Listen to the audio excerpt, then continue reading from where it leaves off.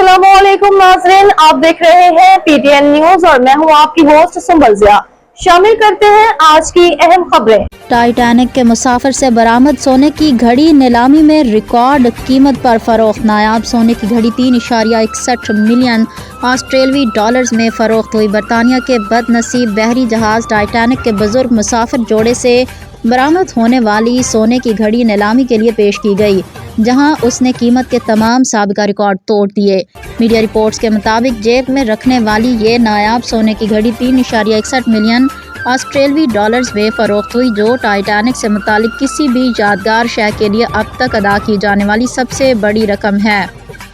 इससे कबल गुज़िश्ता साल एक और सोने की घड़ी जो उस जहाज़ के कप्तान को दी गई थी जिसने टाइटैनिक के 700 से ज़्यादा मुसाफिरों को बचाया था, 3.16 मिलियन ऑस्ट्रेलवी डॉलर्स में नीलाम हुई थी।